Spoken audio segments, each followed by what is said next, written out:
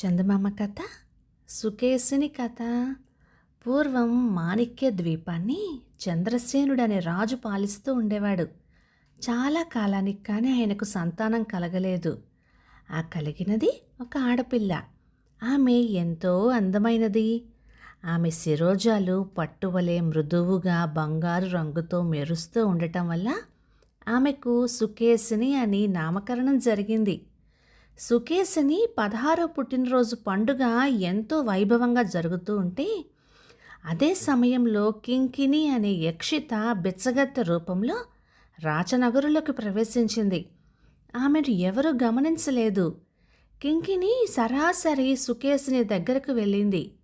సుకేసునికి కింకిణి యక్షిత అని తెలియక బిచ్చగత్తె అని అనుకొని తోలనాడింది. దాంతో యక్షిత మండిపోయి ఇలా శాపమిచ్చింది. నీ సౌందర్యానికి నువ్వు గర్విస్తున్నావు కదా, నీలాంటి శిరోజాలు ప్రపంచంలో మరో స్త్రీకి లేవని కదా నీ గర్వం. నీ తల మీద వెంట్రుకలు ఈ క్షణంలోనే రాలిపోతాయి, అవి మళ్ళీ పెరగవు అని శాపమిచ్చింది. శాపాన్ని ఉపసంహరించుకోమని యక్షిణిని ప్రార్థిద్దామని అనుకున్నా యక్షిత అప్పటికే మాయమైపోయింది. రాజకుమారి తల మీద వెంట్రుకలు రాలిపోయి అందవికారంగా తయారైంది. చూసేవాళ్లకు నవ్వు వచ్చింది, కానీ రాజకుమార్తె చెవిన పడితే ప్రమాదం సంభవిస్తుందని బలవంతాన ఆపుకున్నారు. విచారంగా ఉన్న సుకేసిని తల్లిదండ్రులు ఓరడించారు. ఏదో విధంగా తిరిగి ఆమె తల వెంట్రుకలు వచ్చే ఉపాయాలను అన్వేషించసాగారు. దేశ దేశాల నుంచి అనేక మంది వైద్యులు వచ్చారు, కానీ ఏమీ ఉపయోగం లేకపోయింది. ఒకానొక సాధువు రాజకుమారి చేత లక్ష్మీ వ్రతం చేయించమని సలహా ఇచ్చాడు. సంవత్సరం పాటు ఎంతో నిష్ఠతో భక్తితో రాజకుమారి లక్ష్మీ వ్రతాన్ని చేసింది. చివరకు లక్ష్మి ప్రత్యక్షమై ఒక్క వరం కోరుకోమంది. చాలా కాలంగా తనకు జుట్టు లేనందువల్ల ఆ ఆదుర్దా కొందికి రాజకుమారి తొందరపడిపోయి వరాన్ని ఈ విధంగా కోరింది. తల్లి, ప్రతిరోజు నా కురులు 1 అంగుళం ఒత్తున పెరగాలి. ఒకవేళ కురుల్ని కత్తిరించేస్తే అవి 2 వేగంతో పెరగాలి అని. లక్ష్మి ఆ వరానికి సరే అని చెప్పి అదృశ్యమైంది. రోజుకొక అంగుళం ఒత్తున రాజకుమారి శిరోజాలు పెరగసాగినాయి. 5 వారాలు అయ్యేపటికి గజం పొడవున శిరోజాలు పెరిగినాయి. రాజకుమారి పూర్వపు సౌందర్యాన్ని తిరిగి పొందింది. మరో 5 వారాలు గడిచేటప్పటికి ఆమె జడ 2 గజాలైంది. అది నేలను రాజుకోసాగింది. ఇదే విధంగా మరో 5 వారాలకు 3 గజాల వరకు పెరిగింది.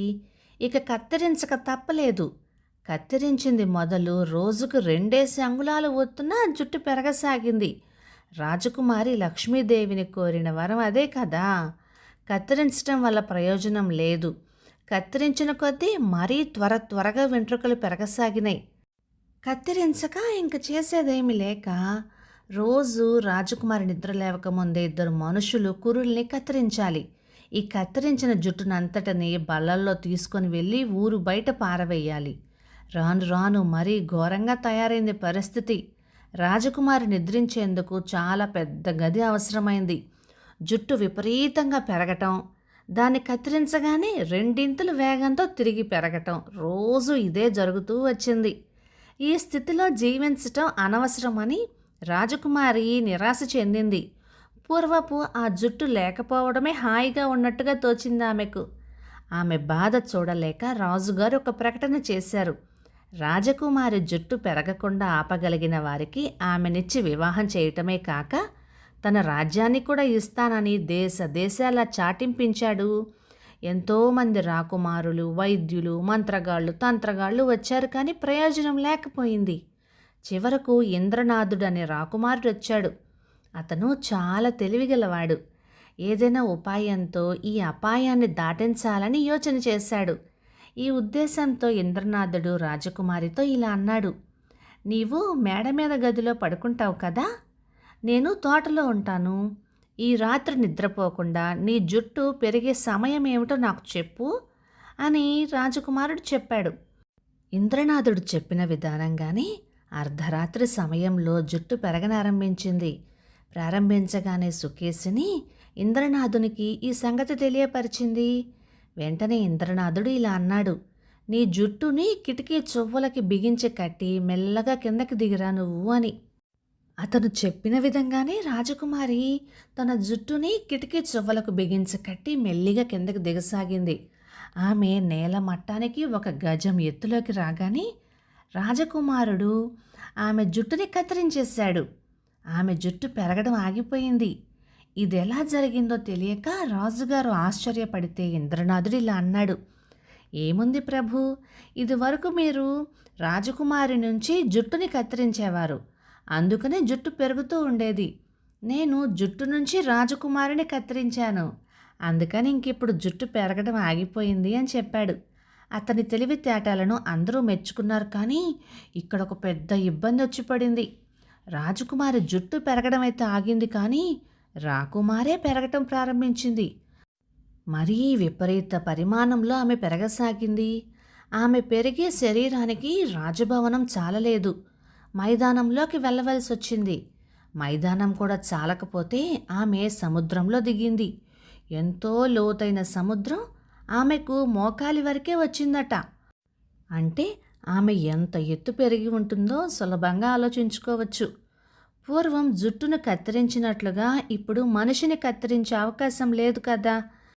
మాణిక్య ద్వీపమంతా ఇలా అల్లకల్లోలంగా ఉన్న సమయంలో శత్రురాజులు పెద్ద ఓడల మీద ద్వీపాన్ని ముట్టడించారు. ఈ ప్రమాదాన్ని తప్పించుకునే మార్గం రాజుగారికి కానీ మంత్రులకు కానీ తోచలేదు. రాకుమారి ఈ ప్రమాదాన్ని గ్రహించింది. ఆమెకు తన ఎత్తుకి తగినంత బలం కూడా ఉంది. శత్రువుల ఓడల్ని ముంచివేయటం ఆమెకు ఒక లెక్కే కాదు. కానీ ఆమె చాలా జాలిగుండె కలది. శత్రువులైనా సరే వారికి హాని కలగకుండా ఉండేది. కానీ మాణిక్య ద్వీపాన్నే పెగిలించేసింది. సముద్రంలో కొన్ని మైళ్ళు నడిచి మరొక చోట ద్వీపాన్ని తిరిగి ప్రతిష్ఠించింది. ప్రజలు నిశ్చింతతో బ్రతకసాగారిప్పుడు. ఆమె మాణిక్య ద్వీపాన్ని పెగిలించిన సమయంలో ఇంద్రనాథుడు మెల్లిగా ఆమె చెయ్యి మీద నుంచి పాకి భుజాల వరకు వెళ్ళాడు. అక్కడి నుంచి మెల్లిగా ఆమె చెవి దగ్గరికి చేరాడు. అతను మాట్లాడే వరకు తన శరీరం మీద మనిషి ఉన్నాడన్నదే ఆమెకు తెలియలేదు. రాకుమారి, నేను ఇంద్రనాథుణ్ణి. నేనిప్పుడు నీ జుట్టు కత్తిరిస్తాను. అప్పుడు నీవు మామూలు పరిమాణంలోకి వచ్చేస్తావు. జుట్టు పెరగడం ప్రారంభమవుతుంది అని అన్నాడు ఇంద్రనాథుడు. సరే అంది రాకుమారి కూడా. నీ మామూలు ఎత్తుకు రాగానే జాగ్రత్తగా ద్వీపం దాకా ఈదాలి అని అన్నాడు ఇంద్రనాథుడు. ఇంద్రనాథుడు జుట్టు కత్తిరించగానే రాకుమారి సాధారణ పరిమాణానికి మారిపోయింది. ఇద్దరూ ద్వీపం దాకా ఈదారు. కానీ పూర్వం వల్లనే తిరిగి జుట్టు పెరగడం ఆరంభమైంది. ఏదైనా ఉపాయంతో ఈ అవస్థను దాటాలి. ఇంద్రనాథుడు చాలా దీర్ఘంగా ఆలోచన చేశాడు.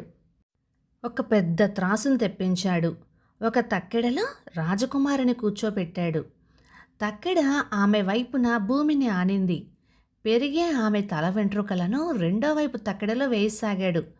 రెండో వైపు తక్కెడ క్రమంగా బరువెక్కుతూ భూమి వైపుగా మొగ్గసాగింది. రాకుమారి కూర్చున్న తక్కెడ పైకి లేవసాగింది. ఈ విధంగా కొంతసేపు అయ్యేటప్పటికీ 2 తక్కెడలు సరిసమానంగా అయ్యాయి. వెంటనే ఇంద్రనాథుడు ఆమె జుట్టును కత్తిరించి వేశాడు. జుట్టు కత్తెరపడే లోపలే రాజకుమారికి మరో గజం జుట్టు వచ్చేసింది.